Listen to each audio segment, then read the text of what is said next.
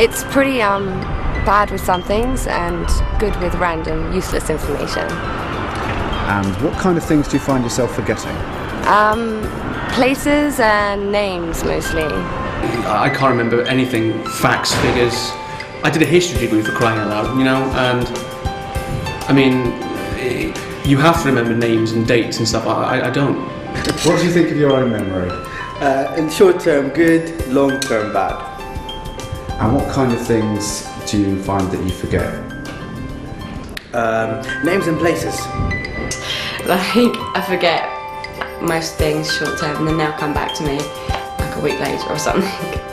I've got sometimes a very good memory and sometimes a very bad memory. So it depends on the pressure of the workload I have, on the pressure of life. And what kind of things do you find that you forget? Well, I have forgotten to take my car away after I refueled at my local petrol station. Most people have a terrible view of their own memory, and this is often based on personal experience. You meet somebody at a party and 5 seconds later you've forgotten their name, or you meet somebody, you can recognize the face, you've seen them some time ago and you can't remember who they are. You park your car in a multi-story car park and then you spend half an hour looking for it, arrive at the airport and you've left your tickets or your passport at home. A whole range of ways in which memory can embarrass us and let us down. And it's not surprising for that reason that when you stop people in the street and ask them what sort of a memory you've got, the majority of people will tell you that they've actually got a terrible memory. I've got a memory like a sieve. I can't remember one thing after another. I can never remember a name. That's a big area of problem. Research has shown that forgetting names is a thing which really embarrasses people. I'd forget my own head if it wasn't screwed. All sorts of very negative things which people are saying about their memories. And the purpose of this morning is to show you how, in fact, you have a most fantastic memory, a most amazing memory. It's just a question of using it. Unfortunately, the brain is supplied without a user's manual. We have to kind of make it up as we go along. So what we're going to be doing in the course of these 9 lectures and a demonstration from Dominic O'Brien, the world's memory champion 8 times in a row, is to show you just how wonderful your brain is and how you can really develop it and use it. And the technique I'm going to teach you is one which we've evolved in our laboratories, which is called the impact technique. It's a very simple, it's a 4-step process, terribly easy to learn. Use it, practice it, and you'll find your memory is absolutely astonishing and amazing. There are, of course, a number of myths about memory. 6 popular myths which we've identified in our research. Many people believe that some people are just naturally born with a terrible memory. You're either born with a great memory or you're born with a terrible memory, and there's not much you can do about it. There's little one can do to improve a bad memory. That's obviously completely wrong. Trying to remember too much clutters your brain. That's something else a lot of people believe. Oh, I mustn't remember that. Oh, my brain will just get overflowed. It'll start pouring out of my ears, you know, this kind of thing. I mean, the fact is, most people, I have to say, present company perhaps accepted, most people's brains is a bit like an old attic where, you know, stuff has been put there, and you go up into the attic, it's completely cluttered, and you know the tennis racket or the squash racket or whatever you want to find is there somewhere. You know, the truth is out there somewhere, but you actually have got no way of remembering where you put it, and so you can't find it. Memory inevitably declines with age. That's another thing. And it is, as people get older and they start to make quite slips, which they probably made when they were 20, and they're now perhaps 60, and they think, oh my gosh, is this an onset of something terrible is going to happen to me? So it's often a great source of anxiety. To the old idea, you can't teach an old dog new tricks. Well, yes, you can. And a poor memory is a sign of a low IQ, and none of these things is actually true. They're all myths, but they do tend to shape our view of our memory and make us think of our memory in a very negative way. And it, in a sense, creates a self-fulfilling prophecy. You know, the more you tell yourself, or are told by other people, or tell other people, oh, I've got a terrible memory, I could never learn a language, I've got such a shocking memory, I can't remember numbers. Well, we're now actually going to do some tests on you. Now, please don't get embarrassed by that, because we're not going to actually ask you to reveal your scores. These are purely for you to get a baseline on your memory, okay? And I've got a stopwatch here, and I'm going to show you each of the tests for about 20 seconds. Well, the first few tests for 20 seconds. Now, first of all, I'm going to show you a list of 20 nouns. 20 nouns randomly selected by a computer, and they're coming up on the screen now.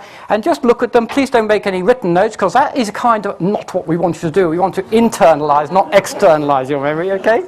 So here we go, and your 20 seconds starts now. have a look at these 20 nouns and see how many you can remember. As I say, don't worry, I'm not going to say stand up and give us your list, because that would be too cruel for words. Okay, we've got another 5-6 seconds to go. Okay, that's 20 seconds. Right, now I wonder how many you can remember.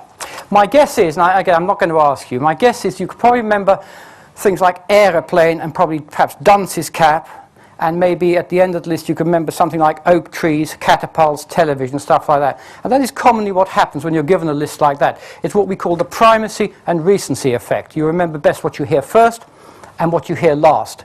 And the greatest interference of memory occurs in the middle. And that's why professional speakers are sometimes told that you should tell them what you're going to tell them, and then tell them what you told them. And that's kind of a 3 structure for making a presentation to somebody. You start off by saying, this is what we're going to be covering in this next 10, 15 minutes. Then you cover it, and at the end you recap. And this will help the primacy and recency effect. Okay, now let's look at another list. Again, this is a kind of a shopping list you might have. And I'm going to give you 20 seconds again. So I'd like you to look at that list. Imagine you're going off down to the Walmart or supermarket or whatever, and you're going to purchase those things. And if you would stop talking, it'd be an awful lot easier for me to remember this list. And you're about 15 seconds in now, and just see how many of those you can actually remember. And that's 20 seconds. Okay. Again, you probably had a primacy and recency effect on that. You can remember the stuff at the beginning of the list, perhaps 1 or 2 things at the end. But if I was to offer you 50 quid to give me that list perfectly, forward from the word eggs or backwards from the last word, I think most of you, my money would be probably quite safe.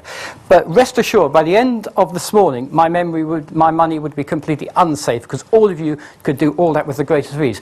Now let's move on to an area of great social embarrassment for most people, remembering names and faces. I'm going to show you 6 faces and 6 names with them, and then I'm going to show you the same faces in a mixed up sequence, and see how many of these you can remember. And as you're looking at them, I'll tell you a little bit about this person.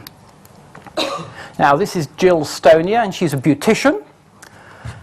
Okay, now you've met her at the party, say hello Jill, right. Now let's move on to the next one.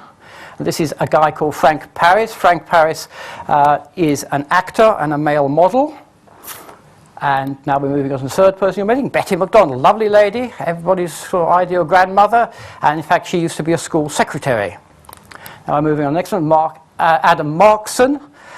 He is actually a high altitude particle physicist. Okay, and so now we move on to others, and this is Adele Green. Adele Green is a teacher, lovely lady. And finally, we've got Philip Driver, and Philip Driver is now retired, but he used to run his own engineering company. He's a CEO of an engineering company.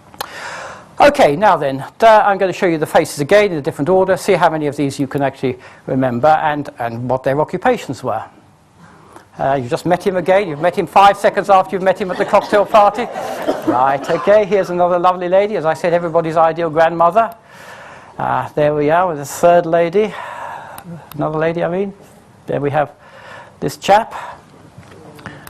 And now we have this chap. And then we have this lady. And that's the end of that. Now, how many, you met them. Hey, I told you about, hi, I'm Frank Adamson. I'm a high-altitude particle physicist. Okay, this is a final test, and then you're going to have something completely different. This is a test for numbers. Now, here is a number. This is a 14-decimal number. This, as many of you will recognize, is pi.